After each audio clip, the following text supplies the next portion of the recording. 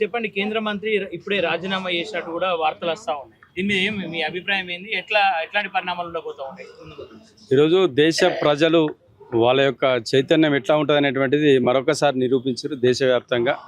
ఈరోజు దేశం మొత్తము మాదే పరిపాలన సాగుతుందని చెప్పేసి బీజేపీ ఇలా వాళ్ళకి అడ్డు అదుపు లేకుండా ఇలా దేశంలో పరిపాలన చేస్తున్న పరిస్థితిని, వాళ్ళు ఏది చేసినా నడుస్తుంది అనేటువంటి పరిస్థితిని ఇలా దేశంలో ఉన్న యువత అంతా కూడా వాళ్ళకొక చెంపదెబ్బ ఇలా చూపించారు.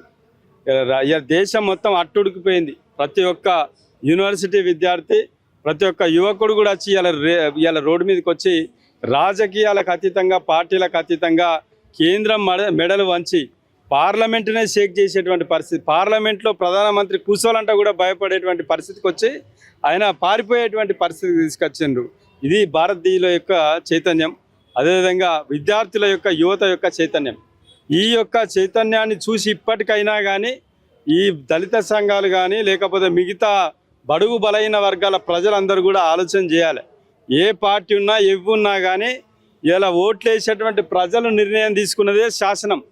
అంతే తప్పితే ఏ పార్టీ కూడా ఎవరికేమీ చేయదనేటువంటి విషయాన్ని ఇలా అన్ని సంఘాలు కానీ అన్ని ప్రజలు కూడా, సామాన్య ప్రజలు కూడా ఇలా ఆలోచన చేస్తూ ఉన్నారు. ఇలా అన్ని పక్కన పెట్టేసి ఇలా మీరు ఏ పార్టీకి అనుకూలంగా ఉన్నా ఎవరేం చేయరండి.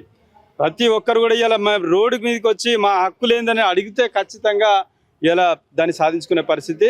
అందులో భాగమే ఇలా ఇప్పుడే ధర్మేంద్ర ప్రధాన్ మెడలు వంచి ఆయన రాజీనామా చేసేదాకా వదలకుండా ఇలా ఇప్పటి ఒక 5 నిమిషాల క్రితమే ఇలా ప్రకటన చేసిర్రంటే అది ఈ విద్యార్థుల యొక్క విజయం. అట్లాంటి ఈ ధర్మేంద్ర ప్రధాన్ కాదు, ప్రధానమంత్రిని అయినా దించేటువంటి శక్తి ఈ దేశ ప్రజలకు, యువతకు ఉన్నది.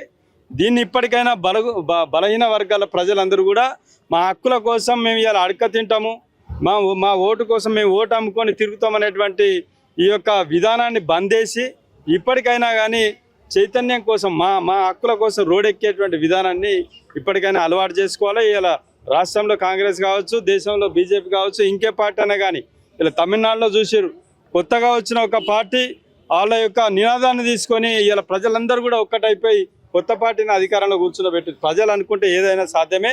చైతన్యం అనేటువంటిది ఇలా చచ్చిపోయిందని చెప్పేసి ఎవరు మాకు చెప్పేటోడు ఎవరు లేడని చెప్పేసి వాళ్ళు ఇష్టం వచ్చినట్టుగా మాట్లాడుతున్నటువంటి పరిస్థితి. ప్రధానమంత్రి కానీ ఇలా వాళ్ళ పార్టీ కానీ ఎవరైనా కానీ ఖచ్చితంగా ప్రజల యొక్క సమస్యల ముందు, ప్రజల డిమాండ్ల ముందు తల వంచవలసిందే. దాన్ని దృష్టిలో పెట్టుకొని ప్రభుత్వాలు మసులుకోవాలి. ఎవరికైనా ఇలా మేము మీడియా సమావేశాల్లో కొద్దిమంది వచ్చి ఇలా వాళ్ళ సమస్యల గురించి మాట్లాడినప్పుడు మీరు పిలిచి వాళ్ళ సమస్యను పరిష్కారం చేయండి. అంతేగాని మళ్ళా మిమ్మల్ని గద్దెదిచ్చేదాకా చూసుకోవద్దని చెప్పేసి కేంద్ర రాష్ట్ర ప్రభుత్వాలకు మేము ఇలా హెచ్చరిక జారీ చేస్తాం.